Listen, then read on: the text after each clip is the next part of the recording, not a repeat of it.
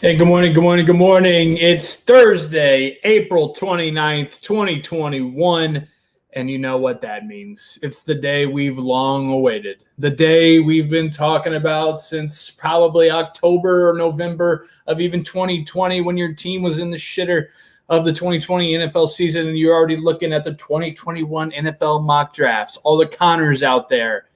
It is draft day.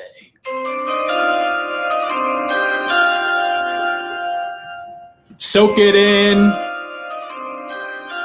drink it in, enjoy it. We finally made it to the other side. A full weekend of hope, a full weekend of excitement, a full weekend of hype, of NFL that's not NFL, and guys wearing suits, putting hats on, and celebrating in their living rooms, and your team getting draft graded for people who've never touched the field. It's all here, and I couldn't be more excited. A lot of air horn sound effects early today. We made it. We're here. All of those things. Very, very pumped. This is Morning Joey. I'm your host, Joey Molinaro. Thanks for waking up with me per usual. Hope your Thursday is off to a great start. A little bit of a drowsy, rainy, drizzly, crappy day here in Indianapolis, but we're all sunshine on the inside, baby. We're all sunshine on the inside and hope on the inside because it's NFL draft day. If you're watching on YouTube, good morning to you. Be sure to just scroll down a little bit, hit that red subscribe button, like the video. Helps the channel out a lot to get people to keep coming back here. All the merchandise below. Juju One Last Ride shirt. I'm going to be rocking it all day. We're heading into 2021, probably the last ride. Talked about it with Alex Kozora. Talked about it with Jeff Schwartz yesterday. You know, we're all in on Big Ben for 2021. Juju's back for 2021. We're going to probably draft Najee Harris, and we're going to roll into 2021 for one last ride. So you want this shirt, go ahead. The description below on YouTube. The link is there to buy it. Snag that. Barstool 500 merch, Cup of Joey coffee mug and dad hat is there as well. So when you're subscribing, go get yourself some merchandise as well. Good morning to all those on Twitter watching. I appreciate you too. Now we got the pleasantries out of the way, everything like that. Have to make the newest addition to the shelf. All right, and I haven't made the addition to the shelf yet. It's off camera, but so far this week I've added Rich Eisen. I've added Baby Yoda. I've added yesterday the Mando Funko Pop with Baby Yoda. And now on draft day, first round, hoping to bring some good Steelers magic to it. Yeah. Chuck Noll, Hall of Fame 93, four-time Super Bowl champion, Steelers official Riddell Steelers helmet. My head is too big to put this one on. I've tried, trust me. Like, I could get the LSU one on barely, but I've tried with this one. Can't do it. Here we go. Bringing some good luck to the draft. Steelers official Chuck Noll autographed helmet going up on the shelf right behind me right now, right next to Mando. We're going to bump Mando over. There we go. Think we'll be able to see it. Yep. So another helmet to the shelf, another helmet to the addition there. But I had to bring it out today for some good luck for my Steelers in tonight's draft and this weekend's draft. Actually got that on my wedding day. That was a wedding present, believe it or not.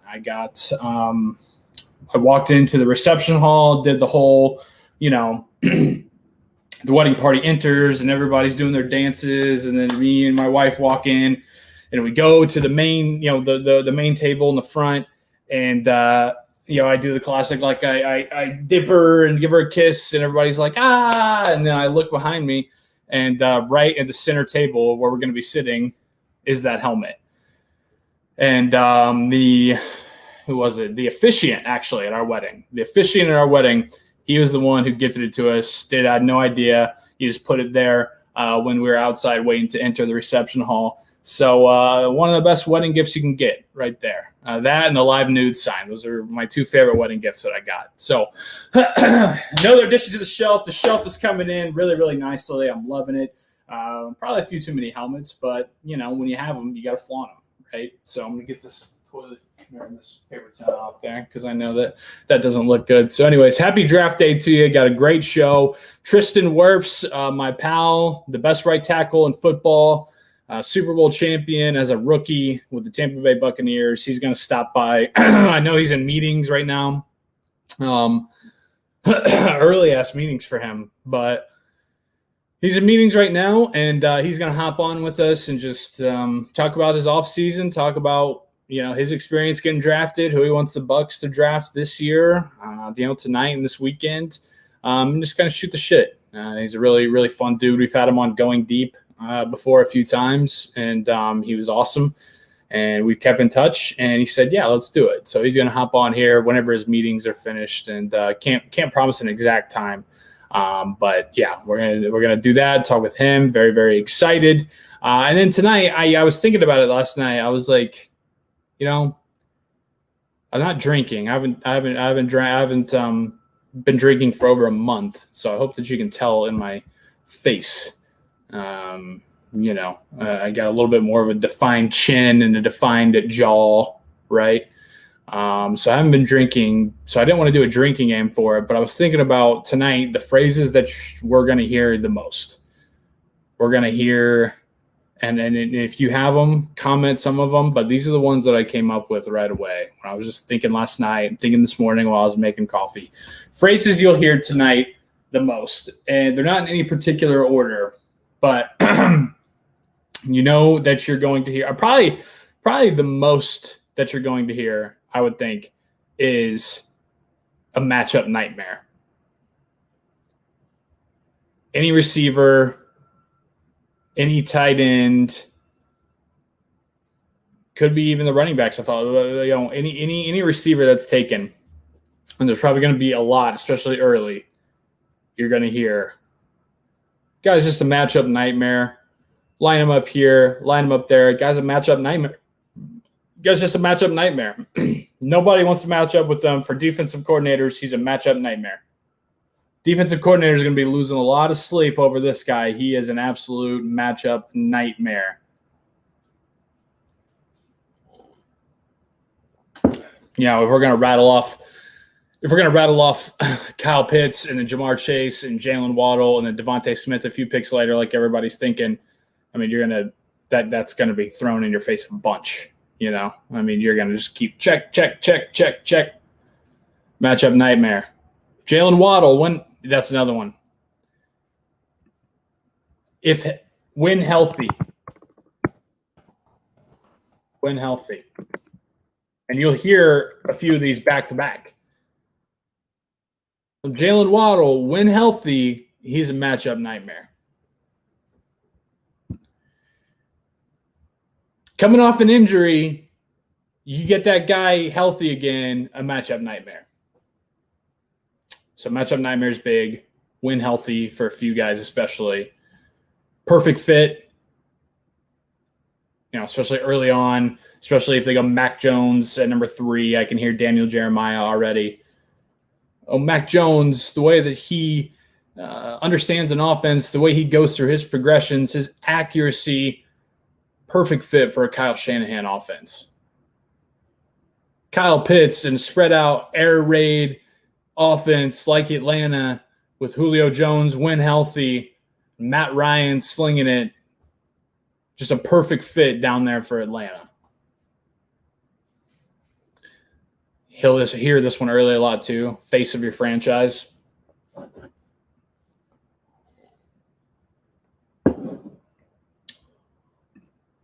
Just thought of another one. These each have like branches, Because when I said face of your franchise, I immediately thought 10 to 15 years. You can honestly make a sentence for like the top guys that contain all of these. I think Kyle Pitts, in Atlanta, a perfect fit, an absolute matchup nightmare when he's paired with Julio Jones. When healthy, this is a guy that could be a face of your franchise for the next 10 to 15 years. That's all Kyle Pitts right there. Same could be applied for Devontae Smith. Another one you're going to hear, undersized. Especially with Devontae Smith, that one's going to come out and then some. Tinfoil that's going to come out about Devontae Smith. A bit undersized. People worried about him being undersized. Traditionally undersized for a receiver in the first round. Weighed in 166 pounds, just about 6 feet tall. Typically, that would be undersized. But this guy's a matchup nightmare.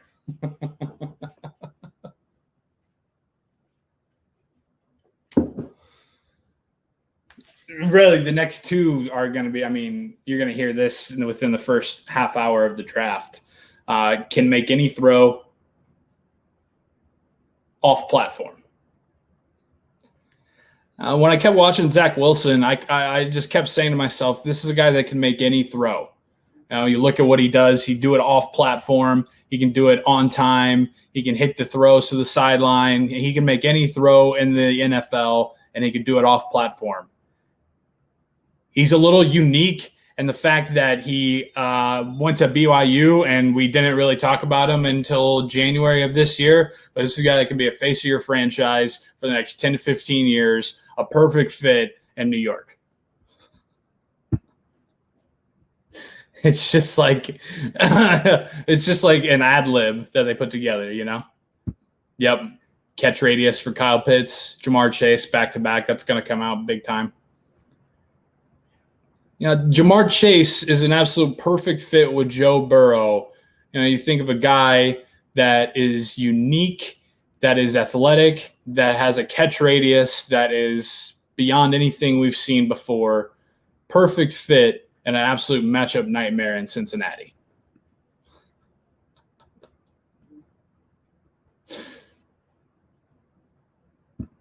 Not your traditional, Devontae Smith, he's not your traditional first-round wide receiver. He doesn't have those physical traits. Another one coming off that tree, physical traits. Not your traditional first-round wide receiver. He doesn't have the physical traits, of a guy like Kyle Pitts or Julio Jones, but his catch radius is off the charts for a guy of his size, and he's a matchup nightmare.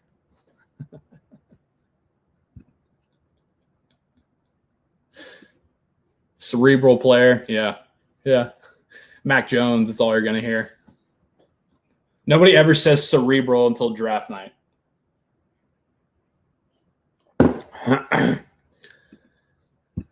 Really lives in the film room. Yep. All the quarterbacks.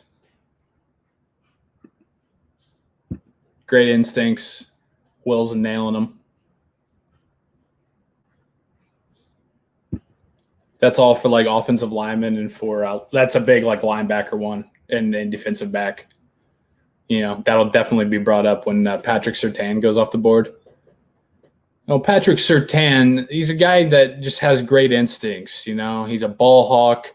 He's got a nose for the ball. He's always around the ball.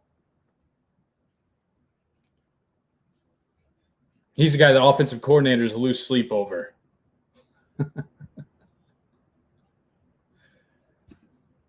First one in, last to leave type of guy. There's been questions about Zach Wilson and his character and his leadership, but everything I've heard from folks at BYU, he's the first one in, the last to leave kind of guy. When you put on the tape, he can make any throw, off platform, on schedule. He's ready to play in this league right now.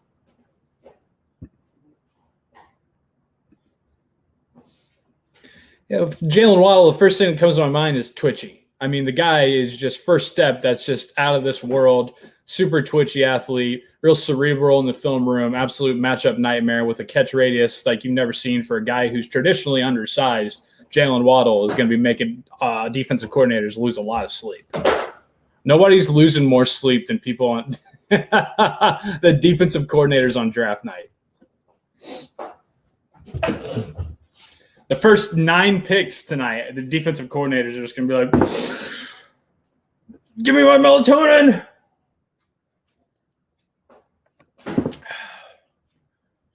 Man, I feel bad for insert defensive coordinator here. He's going to be losing a lot of sleep this season. What's Happy doing? Happy's playing back there. I can't wait, though. I'm going to eat it up. I'm just going to be laughing my ass off about the ad libs that are going on. Every guy, what's going to come.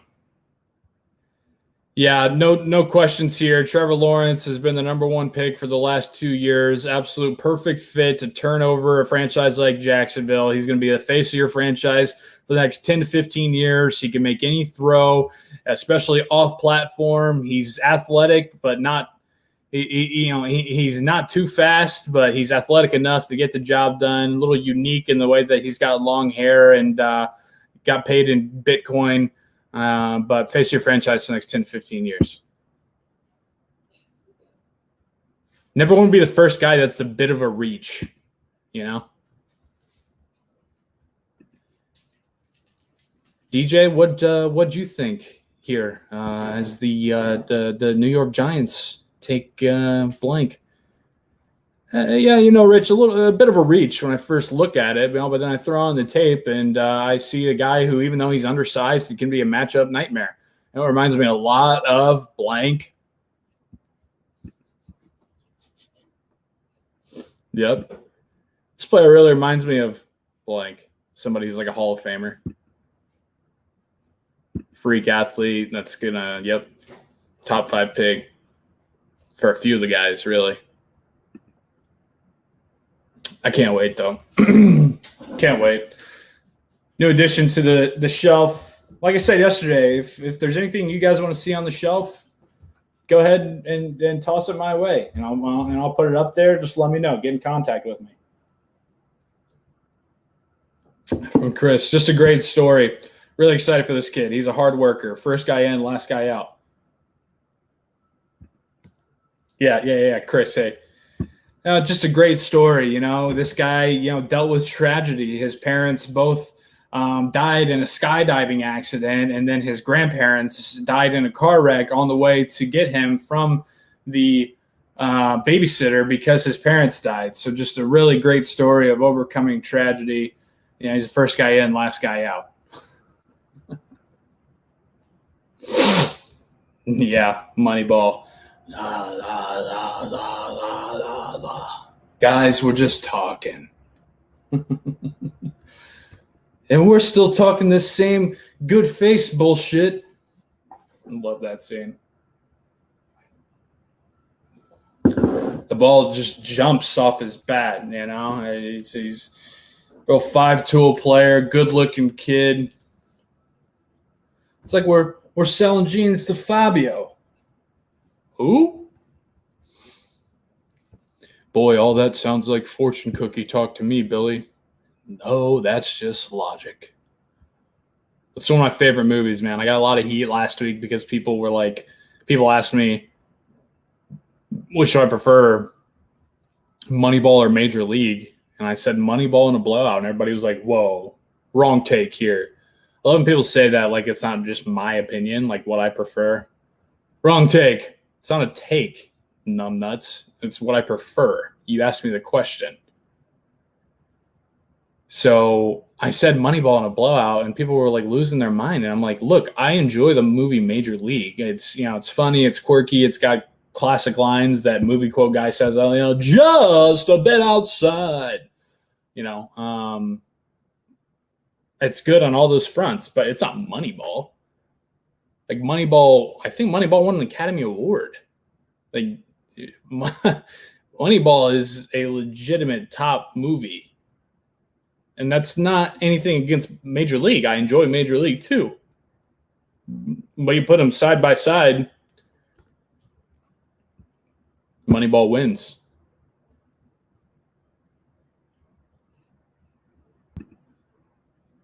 Transcend sports fans too. Yep. Same with my grandparents.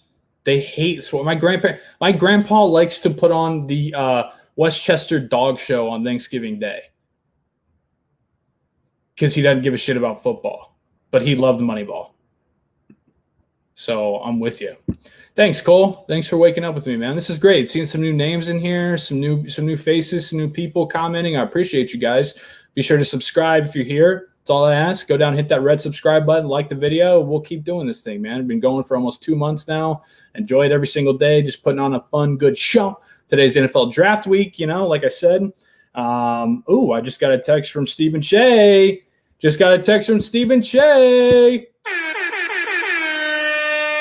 Giovanni Bernard says that he should be good. Cool. So Stephen Shea could be joining to talk about his final mock draft. And speaking of that, that's a transition. That's what happens when we've been doing this for long enough, baby. Yeah, that's what happens when you're a real pro at doing a show. Let's take a look at my buddy Daniel Jeremiah's final mock draft that he released last night. Okay, so it was a big deal. He released his final one on NFL Network and NFL.com last night. This is Daniel Jeremiah 4.0, his final mock draft 4.0. And like I said, last night. And so he put it up and a night before. And here we go. Jacksonville, Trevor Lawrence, duh. New York, Zach Wilson, duh. But then at San Fran, DJ was one of the first people, and I talked about this with him on Going Deep. He was one of the first people that said, yeah, I think that San Fran traded up to get Mac Jones. And he's sticking with it. In his final mock draft, he has Mac Jones going to San Francisco. Now, I talked to Jeff Schwartz yesterday, Fox Sports NFL analyst, and him and Mike Renner, both. Mike Renner from PFF on Monday and Jeff Schwartz yesterday. And Schwartz said, I think that they're drafting Justin Fields. So not Mac Jones or Trey Lance. And that interview, both those interviews are up on the channel. You can go back and watch them to get ready for all your draft prep tonight. But he says that they're going to go Justin Fields. And Daniel Jeremiah disagrees. He still has Mac Jones going to San Francisco. All those words and sayings and traits that we talked about just a few minutes ago. Kyle Pitts at 4, uber athletic, freak, face of your franchise, matchup nightmare. He has Kyle Pitts at 4. But he does say if Trey Lance is still available, this pick becomes a coin flip between Trey Lance and Kyle Pitts. Take it what you will. Number 5, Cincinnati. He has Penei Sewell. DJ says, I've been thinking Jamar Chase would be the pick for a while, but with Cincinnati waiting to add offensive line help in the second, however, it's starting to look like we could see a major run on offensive tackles late in the first round, which could force the Bengals to take Sewell at 5. So Joe Burrow has, said that he would like Jamar Chase. He kind of, threw his name in the hat and said, yeah, I'll put it out there that I'd like to reunite with my guy. But Daniel Jeremiah has Penei Sewell going to Cincinnati. Jamar Chase going 6 to Miami. And then he has the Denver Broncos trading up from 9 to 7. He has Denver trading up to 7 with Detroit to take Justin Fields. Now, Denver just traded for Teddy Bridgewater yesterday. So it kind of feels like this is just a given. Wherever Teddy Bridgewater goes, that they're going to take a quarterback, and Teddy Bridgewater is going to get paid a good chunk of money, and then he's going to be on the outside looking in. But DJ has a trade and has Justin Fields going to Denver. Carolina has Patrick Surtain. Detroit, who traded back 2 spots with Denver, they take Rashawn Slater out of Northwestern. Dallas takes J.C. Horn from South Carolina. And then he has New England trading up from 15 to 11 with the Giants to take Trey Lance. Whoa, mama. Now we're getting crazy. New England taking Trey Lance, trading up 4 spots. He says, I think there's a very real possibility Lance will be a 3rd or 4th overall pick. If he somehow gets to this point in the draft, I think multiple teams will be competing to move up for him. The former North Dakota State quarterback has a lot of values the Patriots like. Okay, something to keep an eye on. Just a reminder, too, that the Barstool NFL Draft Show happening tonight, 8 p.m. on BarstoolSports.com, our YouTube, Twitter, going live. I'll be on for pick 24 or for wherever the Steelers pick. I will be on, so join for my reaction live. Watch throughout. 40-plus Barstool personalities. Celebrity guests coming on. It's the only draft show you need. It's going to be a ton of fun, so be there tonight at 8 o'clock.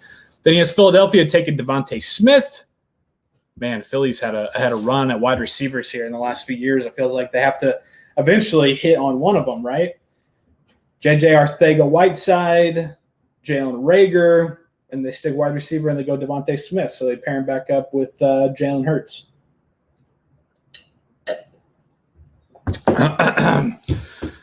13, Los Angeles taking Jalen Waddle. 14, Minnesota, Jalen Phillips. New York trade back from the 11 to the Patriots. They take Micah Parsons out of Penn State.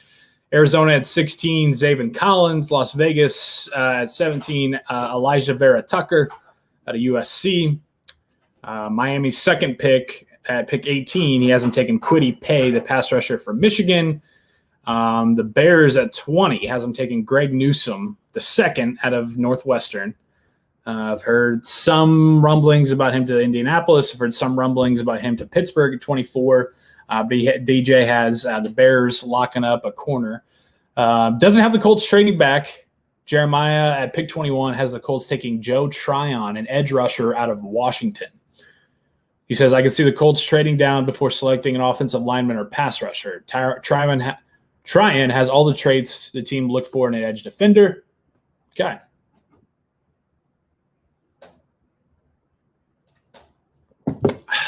That's been a lot of the talk is the Colts will trade back. I feel like they'll probably trade back, but he says, edge defender. And I think wherever they take, if they're later in the first round, it's going to be edge or it's going to be offensive line.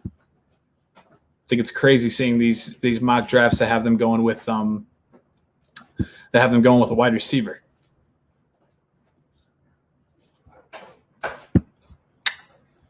'22, Tennessee taking another Ole Miss wide receiver. They did well with A.J. Brown. They go back to the bank and they get Elijah Moore from Ole Miss. They just lost Corey Davis in free agency and Jonnu Smith as well, so they go Elijah Moore there. 23 has the Jets taking Travis Etienne. He says the Jets could go in a number of directions here. Trading up for an O-lineman or trading down for a corner would make sense. If they stay put, Etienne would be a perfect fit for the outside zone run game they employ. So not Najee Harris, but Travis Etienne being the first running back off the board to New York. And then we get to 24 with my Steelers, and Daniel Jeremiah has them taking Tevin Jenkins, the offensive tackle out of Oklahoma State. Now, DJ has been on this for, I think, maybe since his first mock draft. But I definitely know the last three, and in his final one, he's had Tevin Jenkins there every single time. No matter what the buzz has been about Najee Harris, no matter what the other noise has been about a corner or Najee or trading back, Daniel Jeremiah has had Tevin Jenkins going to the Steelers for at least the last two, I think the last three mock drafts that he's done. So his final mock draft, he has my Steelers taking Tevin Jenkins, reinforcing that offensive line. Okay. 25, he has Jacksonville loading up on the offensive line for Trevor Lawrence and them taking Christian Darrisaw. Cleveland, Jamin Davis. Baltimore, Jason Owe. New Orleans, Tyson Campbell. Green Bay, Dylan Radins from North Dakota State. 30, Buffalo has Asante Samuel Jr. The Ravens at 31, now that they traded Orlando Brown to Kansas City and got their pick, has Baltimore taking Liam Eichenberg from Notre Dame, a guy that I'd like the Steelers to grab. Him going to the end of the first round, now that Baltimore has a need at left tackle. Then rounding out the first round with the Bucs, DJ has the Buccaneers taking Najee Harris. Tampa Bay can afford to simply take the best player available with Giovanni Bernard, Leonard Fournette, and Ronald Jones due to become free agents in 2022. The Bucs find a long-term answer running back in Najee Harris. Okay. So all the talk around most people has been Najee Harris to the Steelers tonight at 24 if he's there. Daniel Jeremiah says that they're going to opt to reinforce the offensive line instead of take Najee Harris. Now, if they do that, fine. If they do that, I'm perfectly cool with that. It's like I talked about yesterday. People who hear me say that I would like and be cool with Najee Harris being the first pick, they automatically assume that means I don't know jack about football, I don't care about the offensive line, and I'll be pissed if they take an offensive lineman. That's not true. They're mutually exclusive. I'm operating off of the consensus that looks like that the Steelers themselves like Najee Harris. The reports that they want to take Najee Harris at 24. They sent the house to his pro day. They had meetings with him over Zoom. They sent Eddie Faulkner, the running backs coach, out there for his second pro day to run him through drills. All of that as classic Steelers for when they want to take in their first pick. So I'm just doing some math here. I think, and with Kevin Colbert saying that it's a deep offensive line draft, I think he's telling you, look, we can get Najee Harris, the best running back in our mind available with our 24th pick. And then our next 2 picks, we can go and get offensive linemen that are going to be ready to come in and play. So if they take Tevin Jenkins, if they take a lineman up front that they feel great about, can be there for the next 10, 12 years, can be an anchor on that offensive line and restart things to get them to be mean and some maulers again, perfect.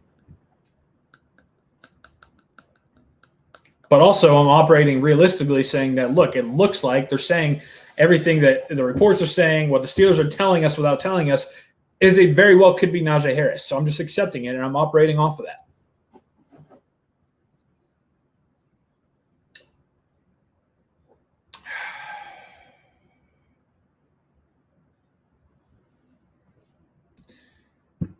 You know, I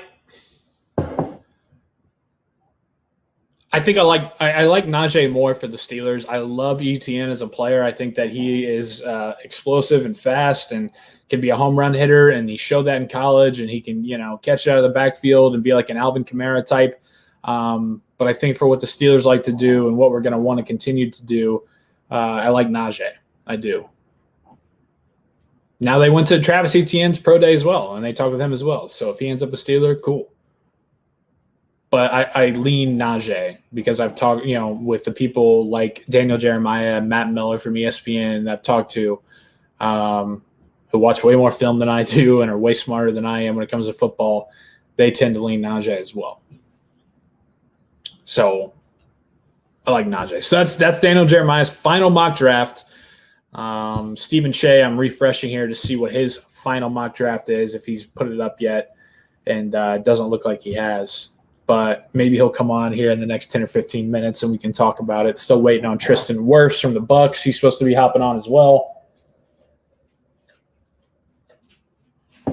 So let's do it, though. Let's now that I went through that, let's go through how I would like to see at least the first 4 picks play out for the Steelers. So now what I'm doing is I'm operating off the fact that the reports that are out there that if Harris is there at 24, that's who they're going to take. So let's play it out that way. All right. So let's go the first 4 rounds, how I would like to see the Steelers draft play out. And a reminder, tomorrow night, Pittsburgh draft show. I got a few special guests lined up. We're going to recap tonight's pick. We're going to look ahead to Friday night and Saturday's picks. So you don't want to miss that right here on this channel. Steelers fans, be there. Or if you're just a fan of the draft and a fan of me and you want to throw that on as well. But there's going to be some awesome Steelers guests involved as well. So really looking forward to it. So here's how I'd like the first 4 picks to go down. Round 1, pick 24. Like I said, we're operating that they're going to take Najee Harris. So they take Najee Harris, and I'm cool with it.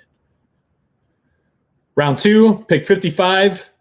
They take their center of the future. They take Quinn Miners out of Wisconsin Whitewater. Talked to him yesterday on Going Deep. He's an awesome interview. You got to go check that out on Going Deep YouTube or subscribe to Going Deep wherever you get your podcasts.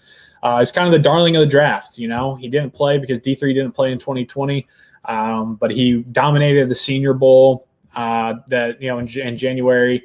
Kind of became the household name, darling of the draft. They call him the Gut. His nickname is the Gut.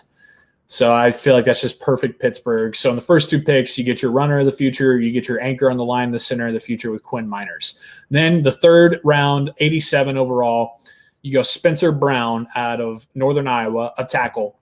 So you get a left tackle to be able to come in. You got your center, you got your running backs. Now we're reinforcing this offensive line. You're getting players who are solid who can come in and play rounds 2 and 3. And then you got your runner with Najee Harris.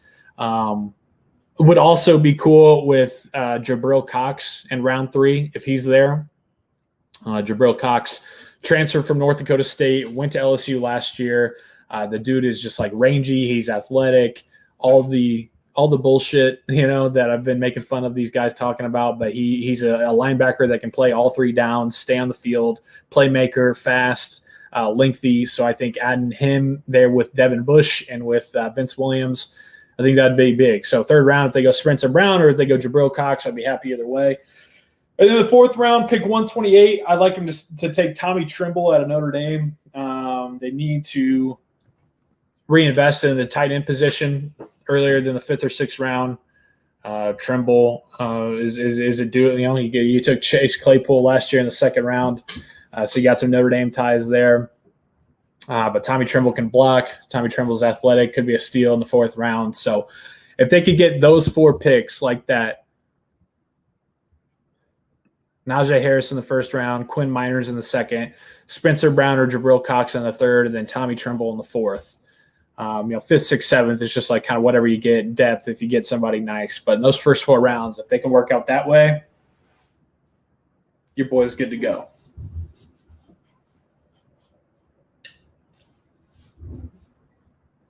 What's up, Happy? Your boy's good to go if that's how it goes. Oh. Better flow, you or Lawrence? Lawrence is just too straight. His hair is just too straight. I feel like I got some life to mine, I got a little bit of, you can poof it out a little bit. It hangs well. So I gotta be honest, I gotta say me, Brian, Najee or bust, you getting a jersey immediately? Yeah, maybe. I don't know. I can't tell. I think I'll just have to gauge like my excitement tonight. Because I'd be like I said, I'd be perfectly fine. I'd be perfectly happy if they took Najee at 24 if he's there. I got some merchandise. I got some shirts that are in the works that you need to look out for tonight that'll drop if they take him, if he's the pick. So I'll have those for sure. But a jersey, that's tough, man. Jerseys are an investment, and I've just been raised that don't get jerseys unless the player is retired or dead. Just is what it is, because it's like, how many people got Le'Veon Bell jerseys? I got an Antonio Brown jersey. Now what do you do with it?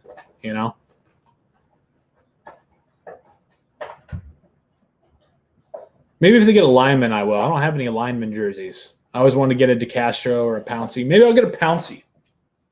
He's retired. Career with the Steelers. Maybe I'll get a Pouncey one. Yeah, but look out for that, Brian, and all the Steelers fans. And we'll talk about that tomorrow on the Pittsburgh Draft Show as well. And tonight, the Barstool Draft Show, NFL Draft Show, 8 o'clock. We're going live. When the draft goes live, it's hosted by Stephen Shea. It's hosted by Rowan and Brandon Walker. Then I hop on there. So I'm really, really excited about that. One of the longest, most unproductive work days of the year today.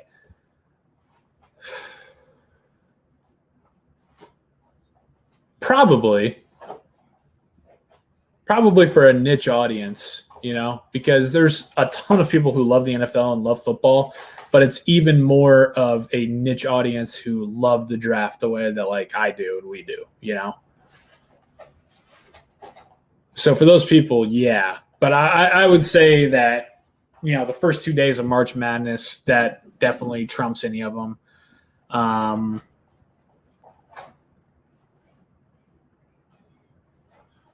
That's a good list. Yeah, I'd say March Madness first 2 days, mainframe hacker, unproductive during the Masters. Yeah, a lot of people do that as well. I'd say like the Wednesday before Thanksgiving.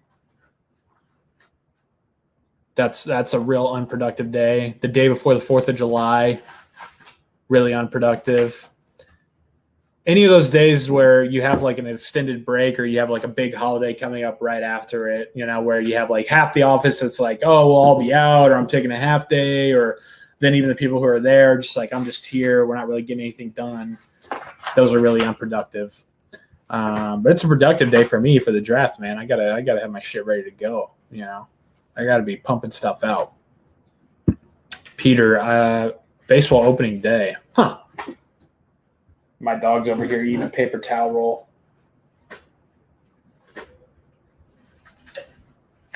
That's good. Yeah, I mean, I can see that as well. Maybe if you have like season tickets and you're going, But for me, even as excited as I get about the Cubs opening day, it's still like I'll have it on. I'll be watching. I'll be excited. I'll still be getting shit done. Since baseball is such a marathon, it's tough to really say that that's like, oh, shit, I have to be, March Madness, it's do or die. A Masters, you only get a handful of days of it. Baseball, it's like, well, rest of the year, 162. I got a shit ton of games to watch. Anytime the Olympics are on, somebody has to watch the skeleton qualifiers. Yeah, I mean, I don't know about the Olympics. That's kind of out of my territory. I'll watch when they're on, but it's not like I'm like taking off of work, Not that big into the Olympics. I like the opening ceremony. They're happening this year, right? 2021, they're doing the Olympics instead because they didn't get 2020. I think. I'll have to check on that. Sorry, I'm checking in, see if Tristan said anything, or I got to send the link to let's see. I got to send the link of this to Stephen Shea. So I'm being disrespectful, not putting on a good show for you guys. Sorry. Just send the link. Yeah, NFL draft tonight. Let's see what else we got. Tomorrow I got Glazing 5, so I'm going to go film Glazing 5 after this. Excited about that. You can catch up on those Glazing 5s on the channel. I got a playlist set up for it.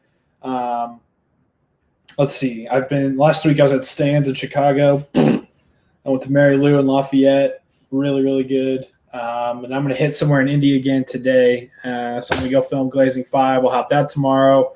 I'm going to have the first laundry list tomorrow. I talked about it on Twitter. I've been doing all these lists and everything. I decided to make it into a weekly segment every Friday, call it Laundry List. So, you can listen to it while you're doing your laundry or whatever the hell you need to do. And first laundry list, official laundry list on the show tomorrow. I'm not going to give away what it is yet. I want to hold out on that and announce it later tonight. But tomorrow, big show. We'll recap the draft for the first round. And then we'll do Glazing 5, and we'll do Laundry List, and it'll be fun. It'll be really fun. Oh, man, I get so fucking sweaty. 2022, yeah. I'm actually dropping the 2022 mock draft right after this.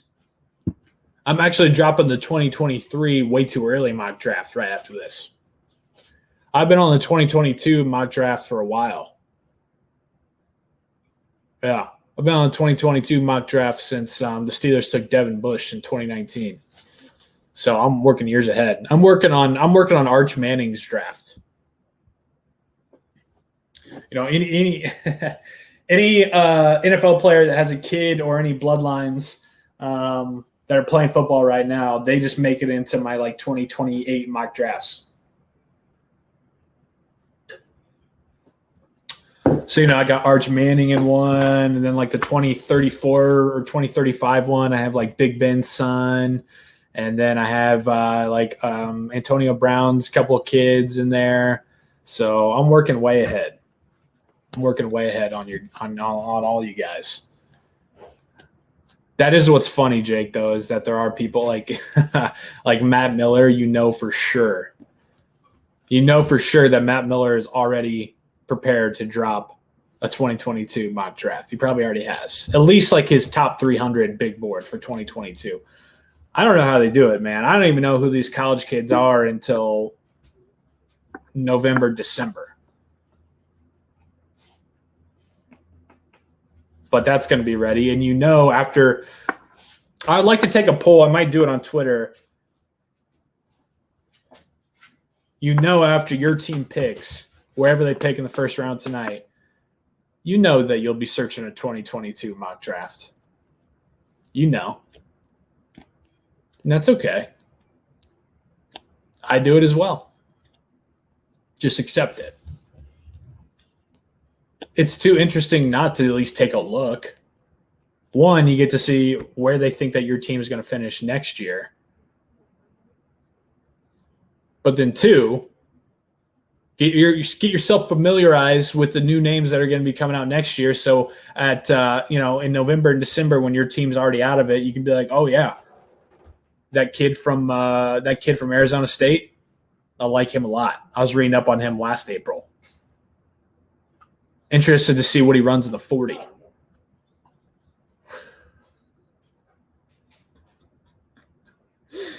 Collections. Think we'll get coffee breaks with Doug's back at some point? Yeah, for sure. It's just, I mean, you got to kind of put it on the hobby at this point, collections, because, the coffee break with Coach Doug's, it was, supposed to be ripping packs and everything. And we've done 3 or 4 of them. And, but when you do it every week, that shit adds up. It's expensive to continue to buy packs of cards and boxes of cards. So we have to take, brief breaks and hiatuses for coffee break and do it maybe like once a month, because I can't afford to keep just like dropping the prices that are being charged, because your Targets and Walmarts and places like that are always out. They never have them anymore. So where you can get them for like the decent $10-20 or whatever.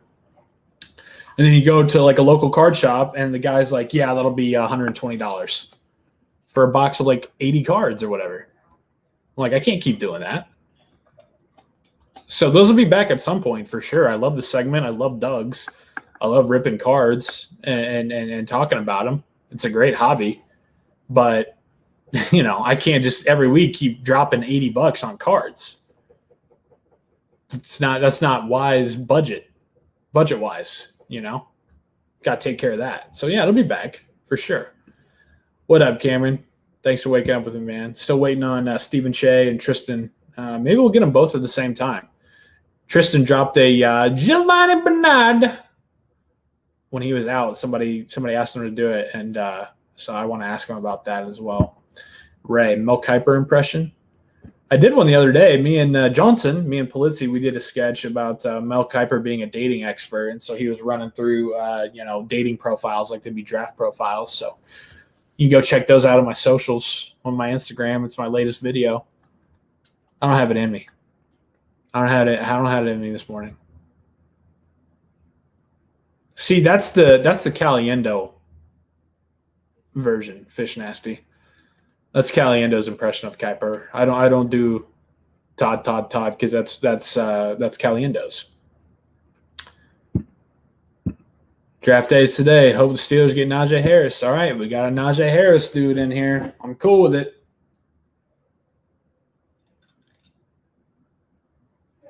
Yeah, it's just funny that when you say that you're cool with the Steelers drafting Najee Harris at 24, people automatically are like, do you know anything? Value. Do you know anything? It's like, dude, I mean, like, the Steelers themselves are telling you that they're going to draft him. Like, what do you mean? And it's not like we're the Giants taking Najee Harris number 2 overall. I agree, taking a running back top 5, top 10, maybe even top 15 is kind of like, he's got to be like a Christian McCaffrey or somebody like that. But 24? I keep going back to 24. Okay, you can draft the 4th or 5th best offensive lineman with your first pick, or you can get value at offensive line in the 2nd and 3rd round and take the best overall running back with your first pick. Makes sense to me. I don't know why it's such a stretch for some people to understand. Right on, Jimmy. Love to see it. Love to hear it. I think Anthony Rizzo is actually an LSU guy. Got that picture of him and Coach O. He was at the national championship too. Rizzo was. I was at the national title in 2020, but I didn't get to hang out and party with Rizzo. Wasn't cool enough. How you doing, Happy? Happy's in his terrible 2 phase, man. He just doesn't give a shit. He's running and barking and jumping, and I love him. It's all right. Yeah, Cameron says we can get O-line at 55. Yeah, it's like we have 5 or 6 other picks. So people always tend to forget about that, and that how, we've had Ramon Foster, who was an undrafted free agent, Al Villanueva, who was an undrafted free agent, who was a tight end in college, who came in, became a left tackle.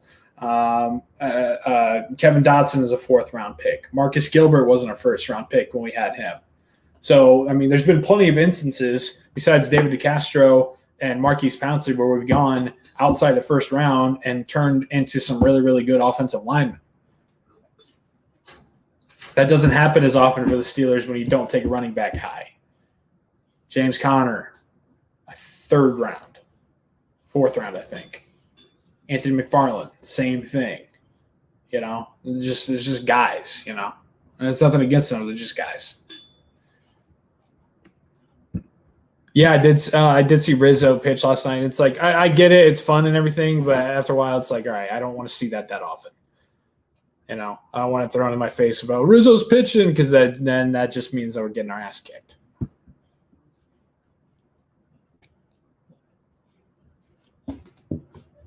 Sorry, Stephen Shea.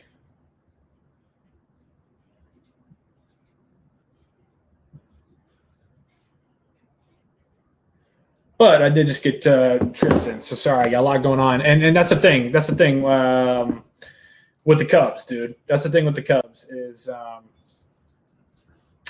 it's just going to be up and down. It's going to be up and down, and hold on. Sorry, I got a lot of shit going on. It's going to be up and down. You got to enjoy the good, and you got to know that the bad's going to come, and you just got to keep riding until the good comes. So here we go. Stephen Shea, thanks for your time, man. What's up, buddy? How you doing? I'm doing well. I just sent the link to your boy Tristan, so he might hop on too. When's your mock draft dropping? When's the final one dropping? 10 minutes? 10 o'clock? Yeah. You want me to give the exclusive? Let's get a little – I don't want to drop too much. So for everybody watching in the chat, Stephen Shea's final mock draft coming up in 10 minutes. Give me some exclusive before we bring Tristan on. All right. So I feel like, 1, 2, 3 is for the most – or at least 1, 2 is definitely known. 3, there seems to be some debate about. There's – a push and pull in the 49ers hierarchy, I guess, with the pro personnel department wanting Trey Lance. There's some late push for Justin Fields. Kyle Shanahan pretty firmly wants Mac Jones. So I think Mac Jones is going to be the choice. You got to draft for your coach. Number 4, I have Kyle Pitts going to Atlanta. They're trying to move out desperately, and I'm not ruling out that could happen before the end of the day.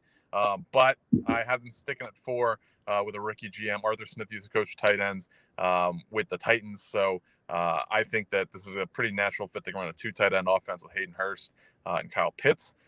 Number 5, tough. I think go either way, Penei Sewell or Jamar Chase. I'm going to go Jamar Chase just because he's a higher graded player. Probably a less significant position, wide receiver versus left tackle, but that's where I have him going. Number 6, Miami. This one's tough because they traded up from 12 to 6, looking to get one of the 2 big playmakers, Pitts or Chase. In this scenario, neither of them are there. I have them sticking and taking Penei Sewell. They can really beef up the offensive line with Tua back there, injury-prone guy. Number 7, we got a trade. The word I'm hearing around the street is Denver is the most hungry team to move up to get a quarterback. They're currently slated to pick 9th. Detroit is looking to move down as well. So I have Denver jumping up 2 spots and taking Justin Fields, who is still available in this draft. Justin Fields, from what I hear, is their preferred quarterback of choice. So he's the guy going 7. The Patriots, another team to watch out for a trade-up. I hear the Patriots like Fields quite a bit. And then the shock of the first round, number 8, the Carolina Panthers. They traded for Sam Darnold. They're taking a quarterback. Trey Lance, number 8, North Dakota State. Are you hearing things about that, or are you just taking best guess? I've heard a few that nothing definitive enough to say like it's definitely happening. But it makes sense based on what like kind of the tea leaves. So they traded away Teddy Bridgewater yesterday. Sam Darnold is the youngest quarterback on their roster. They haven't picked up his 5th-year option yet. They said they would. That could just be a semantics thing. But even if they do pick up his 5th-year option, he's on a 2-year deal. Okay. The owner, David Tepper, is one of the richest guys. I think he is the richest owner in football as far as like net worth. Wow. He has been very adamant that they have to get the quarterback, and like resources are not an issue. So if there is a guy, Trey Lance, who is a perfect fit for Matt Rule's offense at number 8, even though they just traded for Sam Darnold, I think that this is a move that I could see them making. Number 9, the Lions traded down. I'm going Micah Parsons from Penn State. He's just the prototypical guy you'd think about when Dan Campbell's talking about biting kneecaps off. He does have some character issues that I think teams are going to need to get past, but I think Dan Campbell, having been in a locker room his entire life, is going to be able to get past those. And then number 10, J.C. Horn, a bit of a surprise, the first cornerback off the board at South Carolina, above Patrick Swan II, going to the Dallas Cowboys. Rest of the first round is going to be out in about 6 minutes, but yeah, that's my top 10. Can I ask 24 though? Which way did you go for 24 for my Steelers? 24 was tough. Like Najee Harris is kind of the chalk pick. I have a feeling that won't happen, to be honest, but it is kind of the safe bet at the moment. Offensive line I think there's gonna be a run on offensive line right around that area. I wouldn't be surprised to see like a Dylan Radins out of North Dakota State go, or like a Tevin Jenkins, or even a Christian Darrisaw. He's still on the board. So I'd watch out for those guys, but Najee Harris is the one I'm going with right now. Awesome, buddy. That's coming out in 5 minutes. Stephen Shea's Final Mock Draft, BarstoolSports.com. The NFL Draft Show tonight. You're hosting with Roan and Brandon Walker, so you got to be there. And real quick, I got to bring on our guy Tristan Wirfs. We gotta get a duo of Giovanni Bernards here. So I need 3, 2, 1. All right, you guys both. Let's drop it. 3, 2, 1. Giovanni Bernard. Steven, thanks so much, buddy. Of course. Tristan, you get the shirt, buddy? No, it's probably in the mail right now. Like I haven't checked today, so okay. I haven't checked. Let's go. So, all right. Appreciate Good deal. it. Cool, man. Yeah, so Stephen Shea's mock draft. What's up, dude? How's it going? How are you? How was you had meetings early today, huh? Yeah, it was an early morning. It's all right though. Was that daily for you guys or just once a week? Go Monday, Tuesday, Wednesday, Thursday. It's at 7:15. Well, it's 7:15 for me, but 8:15 for the guys down in Tampa still. Okay. What, and then are you just like going over a new scheme, or like was it just a check-in to make sure you guys aren't out until 4 a.m, or what's the deal? I think that's probably a little bit of both. But right now we're just watching. Like this week we rewatched the Super Bowl and was going over like the plays and everything, like how we did, like grading our technique, our finish, stuff like that. And then last week we were just going through like our practice tape and everything. They said next week we'll start starter install. Okay. What are you having breakfast during that? What's your breakfast of choice during the team meetings there at 7:15? Oh, I usually wait till I get to the football facility to eat. I usually have like Oikos yogurt and probably some bacon, whatever they got upstairs. But like right now, you're not at the facility. So like, are you waking up with some Fruit Loops or something at your own place? No, I don't usually eat breakfast like right when I wake up. If I were, if it was like a Sunday morning, it's usually like my go-to is Fruity Pebbles. Fruity Pebbles, and those are like they're like the flakes though, right? They're like not the Fruit Loops. It's got some girth. Yeah, Fruit Loops are the big ones. No, I actually got the. Oh, you got the bag, dude. The Fruity Dino Bites. I'm sorry. Those are better. Oh, you went, so you go off brand because they taste better, or just they're cost efficient? I think it's better, and you get way more. It's kind of like that. I don't know if you're like a sour gummy worms guy at all, but if you go to a gas station or like a CVS or whatever, don't ever get the name brand. Why is my heck? Don't ever get the name brand like sour, like the trolley sour gummy worms. Get the off-brand one that comes in like the red bag. Yeah. They taste a lot better. Yeah. They're not as commercialized and like produced and like, mass produced. So I think they put something better in there. How's the off season been going for you, man? It's going good. I'm just back up in Iowa City, training at the football facility and everything, and it's going good.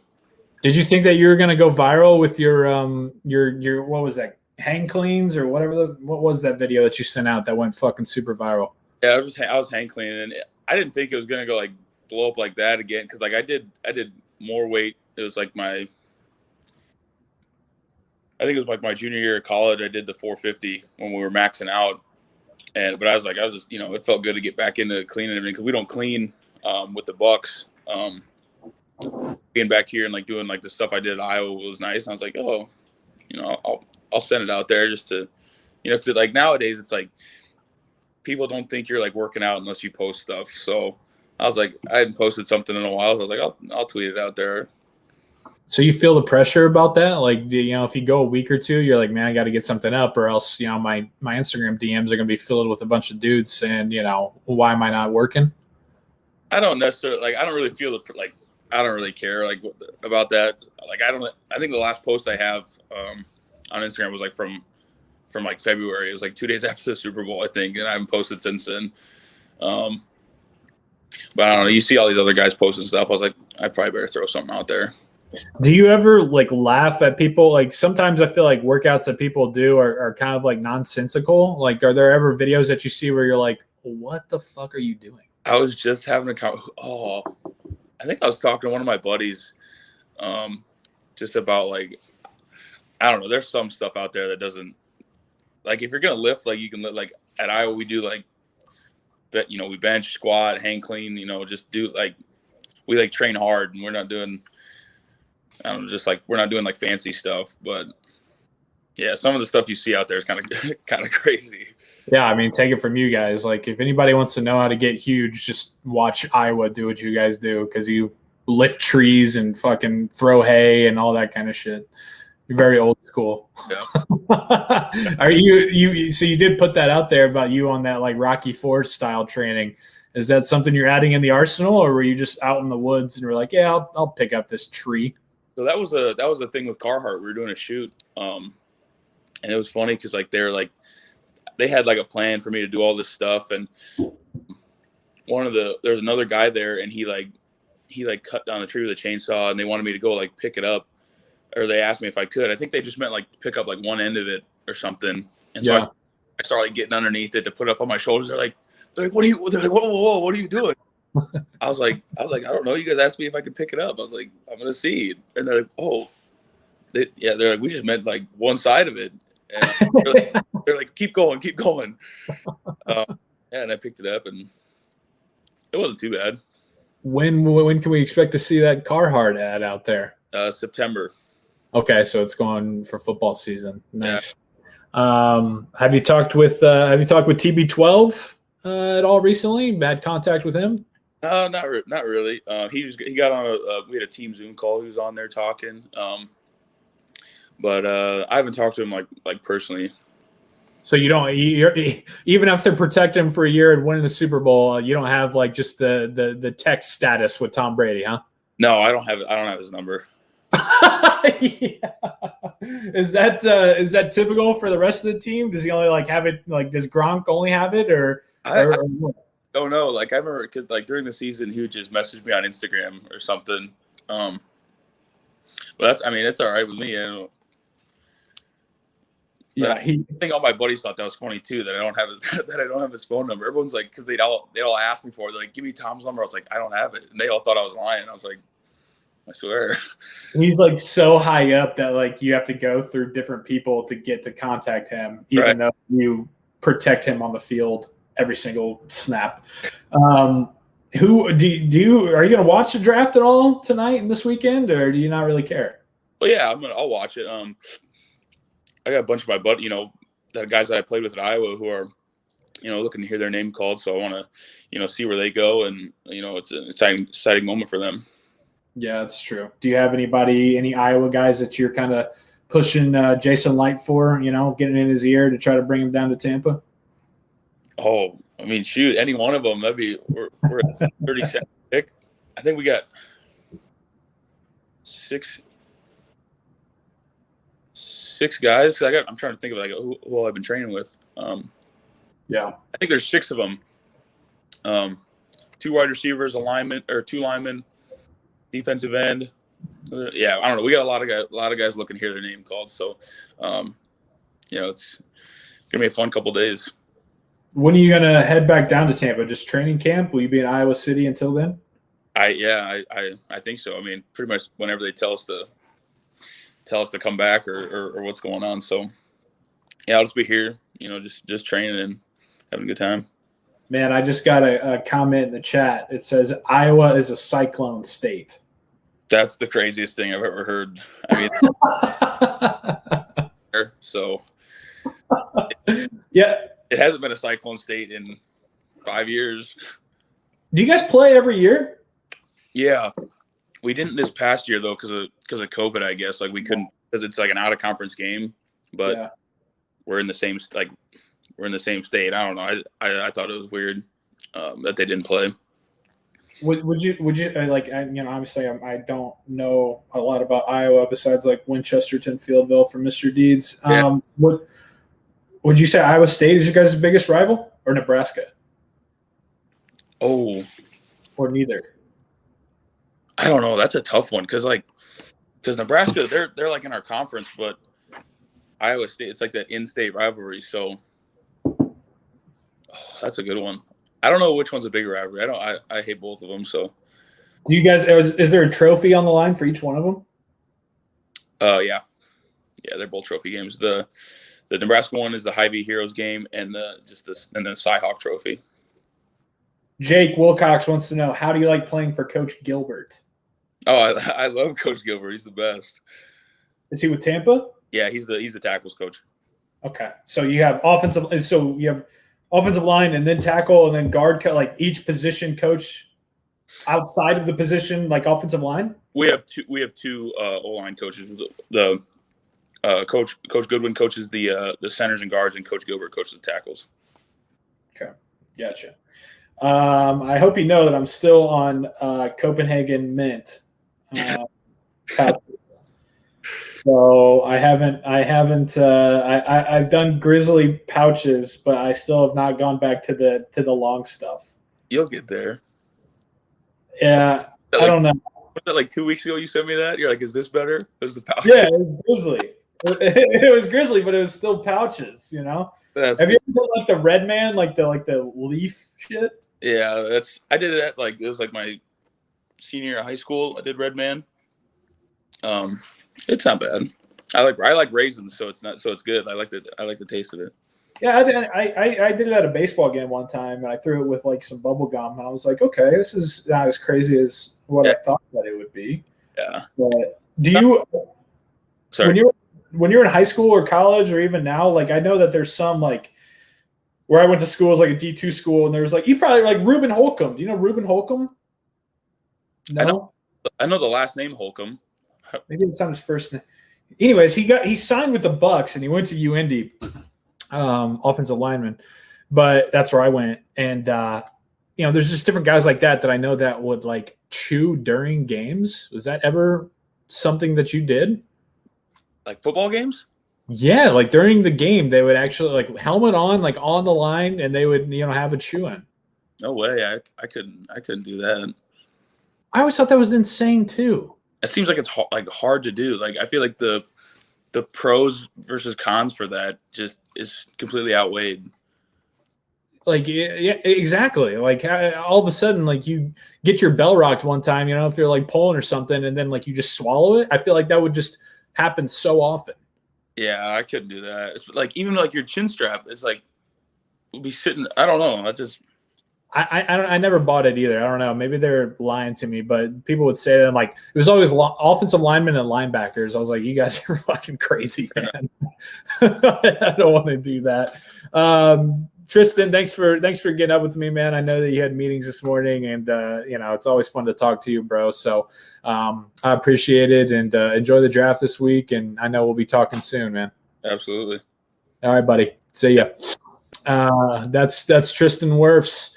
Best right tackle in football, man. Super Bowl champ, the Tampa Bay Buccaneers in his rookie season. Doesn't get much better than that. So, I wanted to have him on today, and with the draft coming up since he got taken last year and was a stud rookie. And so awesome dude. Love Tristan. But hey, we made it. It's an extended show. You had Stephen Shea's top 10. His mock draft is out now on barstoolsports.com. I'll see you tonight for the NFL draft show, barstoolsports.com, our YouTube channel, Twitter. Going to be live there. I'll be live for the Steelers pick. Can't wait. Juju, one last ride shirt. We're going into 2021. Big Ben, Juju. Hey, we're getting the game together one last time. Get your shirt now. If you're watching on YouTube, it's in the link below. If you're not watching on YouTube, it's at the Barstool Sports store. Just search One Last Ride. It'll show up. So be sure to subscribe to the channel. Daily show. We'll be back tomorrow with the Glazing 5, with the first laundry list, a recap of the first round. We got the Pittsburgh Center draft show coming up tomorrow night too. It's just content on content on content. So I appreciate you guys. Happy draft day. Enjoy it. And I'll talk to you tomorrow live at 9.